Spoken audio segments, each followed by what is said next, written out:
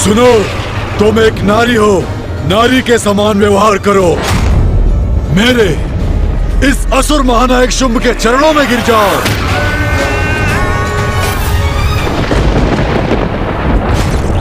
ओम नारायण नमस्ते, ओम नारायण नमस्ते, ओम नारायण नमस्ते, ओम नारायण नमस्ते, ओम नारायण नमस्ते, ओम नारायण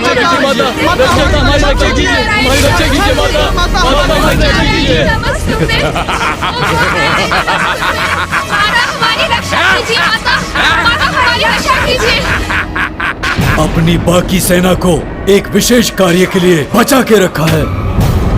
वो देवियां जिन्हें तुमने उस गुफा में छुपा कर रखा है, मुझे उन्हें भी तो बंदी बनाना है।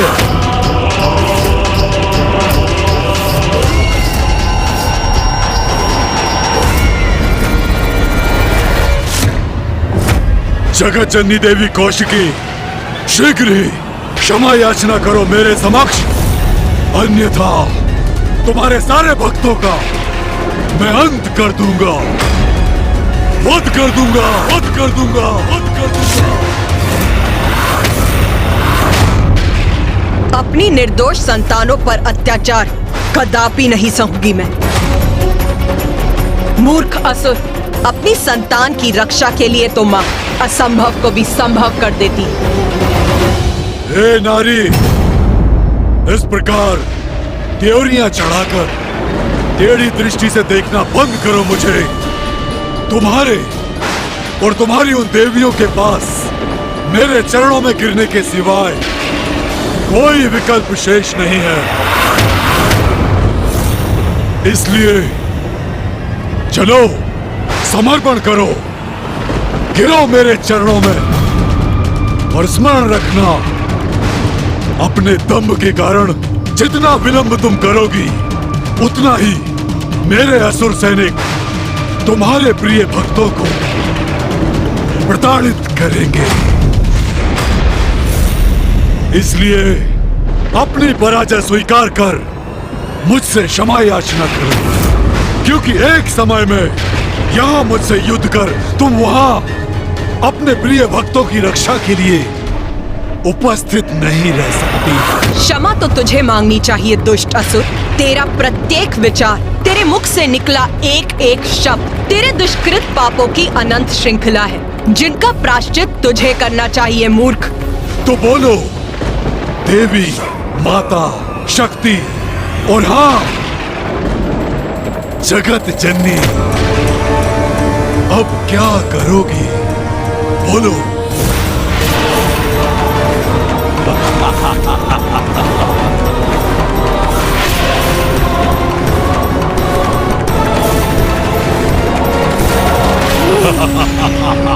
माँ, आपकी इस दुविधा में आपकी सहायता कैसे करूं? यदि मुझे इसका तनिक भी संकेत प्राप्त हो तो मैं अविलंब प्रस्तुत हो जाऊं। माँ, हम आपकी सहायता के लिए यदि अपनी शक्तियों का प्रयोग कर सकते तो अवश्य करते माँ।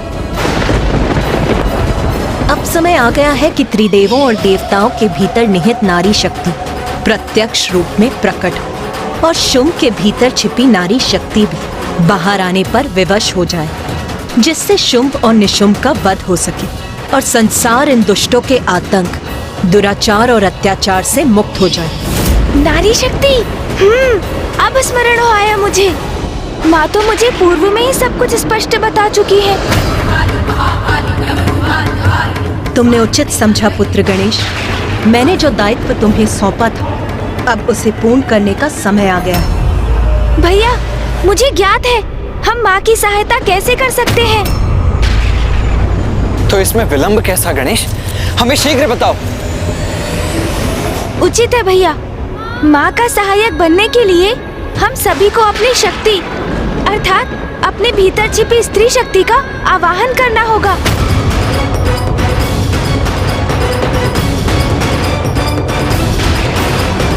स्त्री शक्ति? ये क्या कह रहे हैं गणेश जी? एक पुरुष के भीतर भला स्त्री शक्ति कैसे हो सकती है?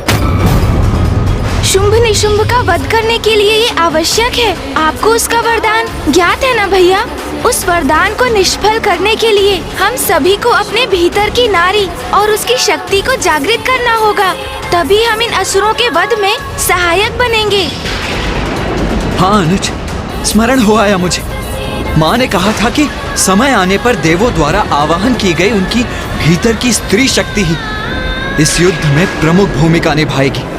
किंतु हम देव तो अपने पुरुष रूप में ही असुरों का संहार करने में सक्षम हैं। फिर हमें नारी रूप धारण करने की क्या आवश्यकता है? क्योंकि शुंभ निशुंभ के साथ ये महायुद्ध इसलिए हुआ है कि वो नारी को पुरुष से निम्न मानकर उसका अपमान करते हैं। हम यदि पुरुष रूप में माँ के सहायक बने तो शुंभ निशुंभ का ये विश्वास प्रमाणित होगा कि नारी शक्तिहीन है, अबला है, जो सर्वथा अनुचित है। माँ तो स्वयं जगत जननी है, उन्हें हमारी सहायता की आवश्यकता नहीं।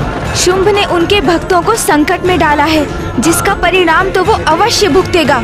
किंतु यदि हमें इस युद्ध में भाग लेना है तो अपनी नारी शक्ति को उजागर कर ही लेना होगा। वही शुंभ के द्वारा नारी के अपमान का उचित उत्तर होगा। किंतु हम अपने भीतर की स्त्री शक्ति को जागृत कैसे करें? अपने नेत्र बंद कर सच्चे हृदय से अपने भीतर की शक्ति से प्रार्थना कीजिए, तो वो आपको अवश्य सुनेंगी भैया, और आपकी इच्छा अनुसार प्रकट भी होंगी। मैं एक श्रेष्ठ पुरुष हूँ और मैं अपने भीतर की स्त्री शक्ति को जागृत करूँ? नहीं, ये मुझसे नहीं होगा, कदापि नहीं। माँ, हम आपकी सहायता के लिए प्रस्तुत हैं। तुम्हारा समय समाप्त हुआ। तुम अपना चुनाव कर चुकी हो, गंवा चुकी हो अपना अवसर। इसका दंड मैं तुम्हें अवश्य दूंगा। अब तुम्हारे होते हुए भी मैं करूंगा तुम्हारे भक्तों का अंत, और तुम मुझे रोकने के लिए कुछ भी नहीं कर पाओगी मायावनी, क्योंकि तुम्हारी जैसी अबला नारी में मुझ जैसे शक्तिशाली और सामर्थ्यवान पुरुष से युद्ध करने का तो सामर्थ्य ही नहीं हो सकता, जिसे स्वयं ब्रह्मदेव का वरदान प्राप्त हो। बस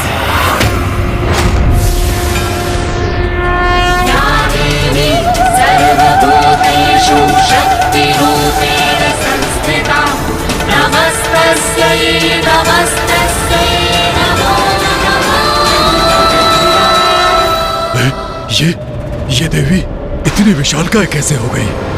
मूर्ख असुर, तुम कौन होते हो मुझे अवसर देने वाले?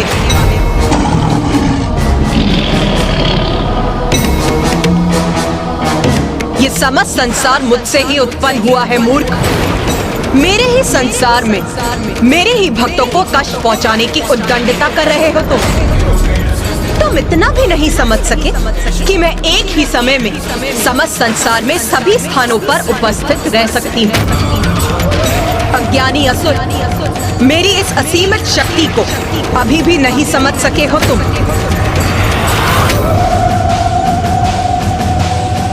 उचित है फिर, नारी शक्ति कितनी सबल है, नारी क्या कर सकती है, अब तुम्हें इसका परिचय देने का समय आ गया है।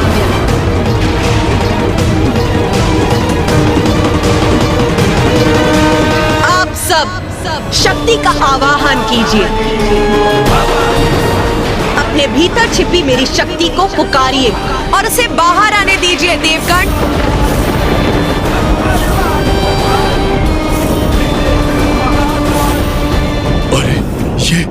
ये किस शक्ति का आह्वान करवा रही है और किससे? देवी ब्रह्माणी। देवी ब्रह्माणी, कृपया बाहर प्रकट होइए।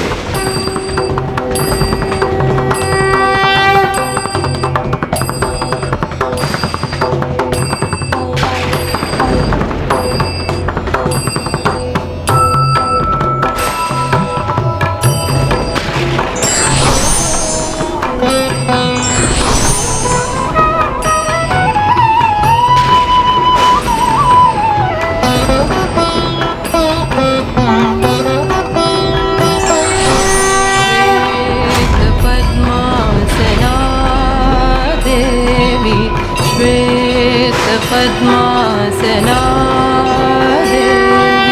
श्वेत पुष्पोप शोभिता श्वेतांबर धरा नित्या श्वेतांबर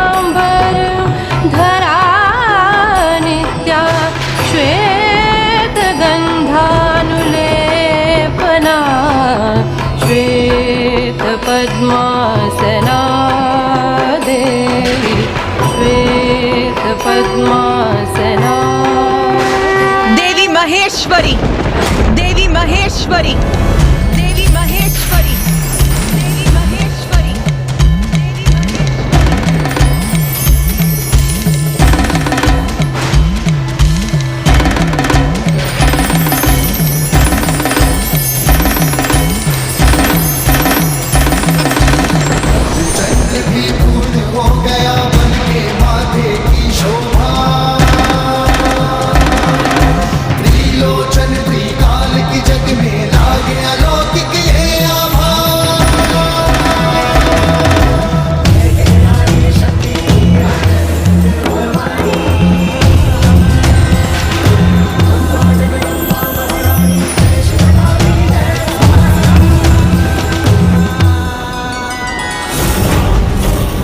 अरे ये तो विकराल प्रतीत होती देवियां प्रकट होती जा रही हैं।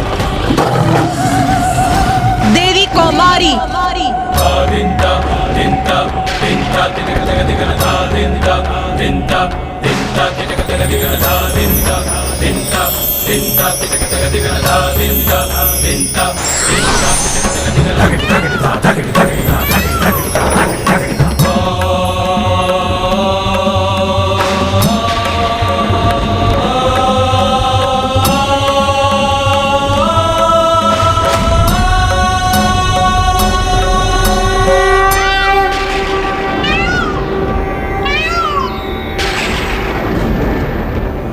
पुत्र कार्तिकेय, देवी कौमारी तुम्हारी आंतरिक शक्ति की प्रत्यक्ष रूप है।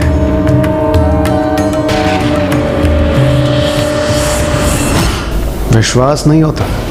देव सेनापति कुमार कार्तिकेय का भी एक स्त्री रूप है।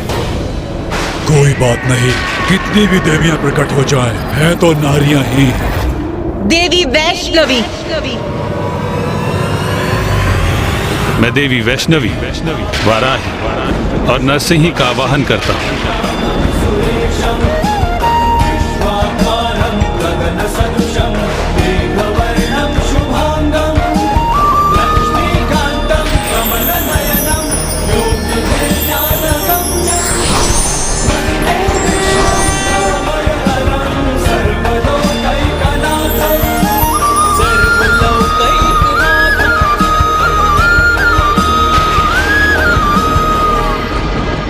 देवी वाराही,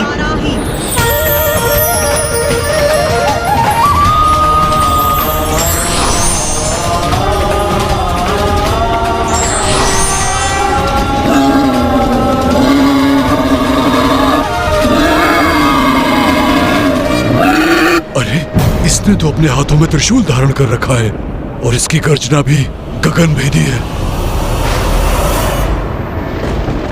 नरसिंही,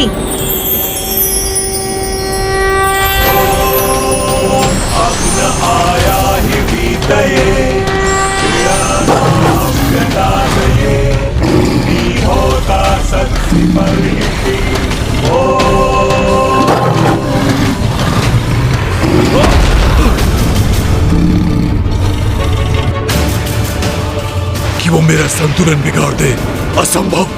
अवश्य इस देवी की माया है ये।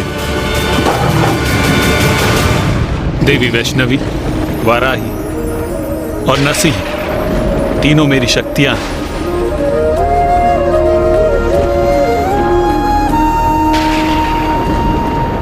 विश्वास नहीं होता। स्वयं नारायण का भी एक नारी रूप है। देवी महेंद्री,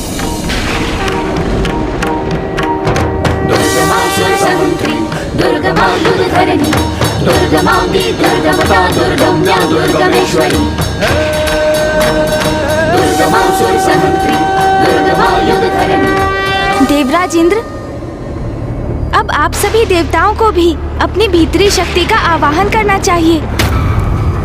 क्षमा कीजिए गणेश जी, किंतु मैं ऐसा करने में असमर्थ। असमर्थ हो अर्थात?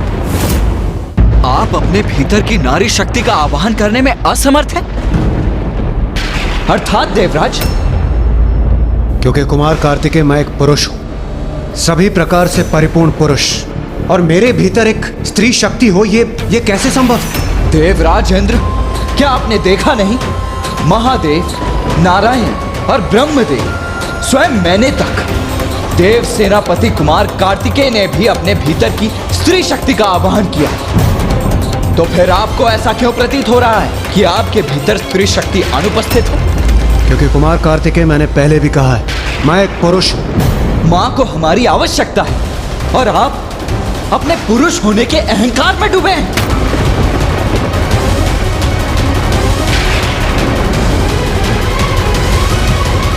भैया, ये क्रोधित होने का समय नहीं है। देवराज इंद्र को मैं समझाता हूँ। देवराज इंद्र, शक्ति का अर्थ है बल, क्षमता, पराक्रम, श्रम, ऊर्जा और सामर्थ्य।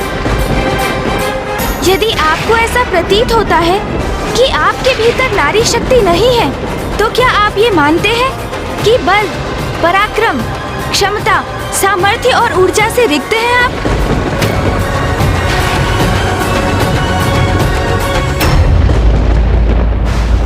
ये आप क्या कह रहे हैं प्रथम पूज्य गणेश जी? मैं शक्तिशाली हूँ, पराक्रमी हूँ और ऊर्जा से परिपूर्ण भी हूँ। तब तो आपको ये समझना अति आवश्यक है देवराज इंद्र कि शक्ति तो नारी तत्व का ही रूप है। समस्त ब्रह्मांड में जो भी ऊर्जा व्याप्त है वो शक्ति ही तो है। समस्त जीवों के प्रत्येक स्पंदन में है वो। फिर वो जीव एक नन्ही सी चींटी हो अथवा स्वयं महादेव। शक्ति अर्थात स्त्री और स्त्री अर्थात शक्ति, और वही शक्ति माँ आदि शक्ति, माता जगत जननी ही तो है। उन्हीं से हम सभी का अस्तित्व है। आपका आत्मविश्वास, आपका स्वयं पर, अपने पुरुषार्थ पर अहंकार शक्ति से है। आपकी बुद्धिमत्ता शक्ति से है। आप स्वयं शक्ति पर आधारित हैं। और ये शक्ति माता जगत जननी ने आपको भिक्षा रूप में प्रदान की है। इस पर आपका कोई स्वतंत्र अधिकार नहीं देवराज इंद्र।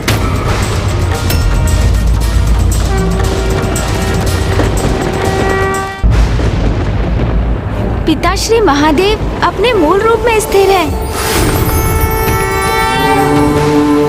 ये तो माँ शक्ति है जो उन्हें गति प्रदान करती है। नारी में जो ई का स्वर है वो ही शक्ति है, क्योंकि उस ई के स्वर से रिक्त शिव भी शव हो जाते हैं। यदि आपको अपने भीतर की नारी शक्ति लज्जित करती है तो फिर देवराज इंद्र ये अत्यंत शोचनीय है। हाँ, क्योंकि फिर आप और शुंभ की सोच में कोई भेद नहीं। सत्य तो ये है, नारी शक्ति पुरुष को सामर्थ्य प्रदान करती है, इसलिए वो पुरुष से कहीं अधिक सामर्थ्यवान है।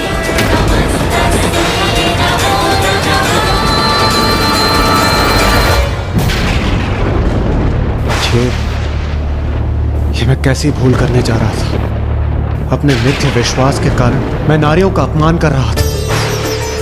प्रथम पूज्य गणेश जी, मैं अभी अपनी नारी शक्ति का आवाहन कर अपनी भूल को सुधारता हूँ।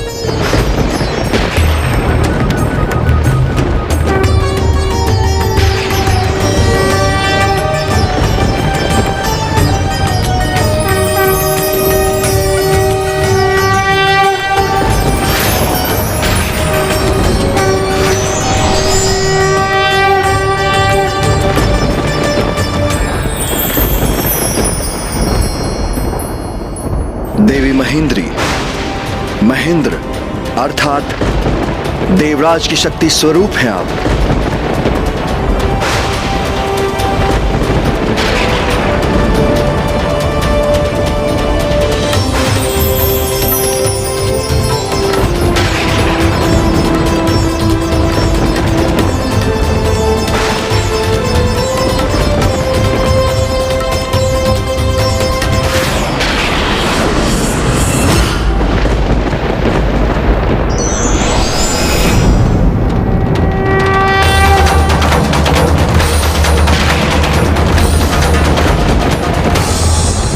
शुंभ, ये है मेरी सब मातृकाएं। इन सभी रूपों में मैं ही हूँ।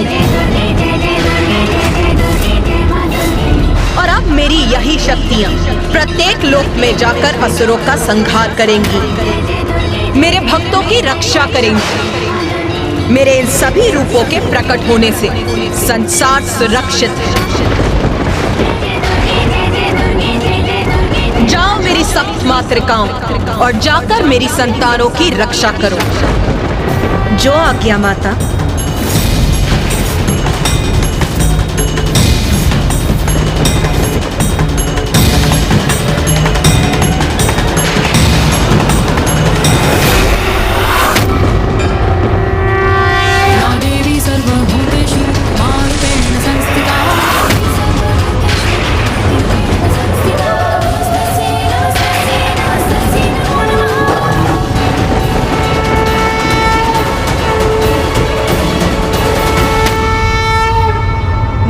अबला होती है न तुच्छ, ना वो कोई वस्तु है, न पुरुष पर निर्भर कोई प्राणी। नारी प्रत्येक पुरुष की शक्ति है, उसके अस्तित्व का कारण। अब यही नारी शक्ति सर्वप्रथम तुम्हारे असुरों का संहार करेगी और उसके पश्चात तुम्हारा।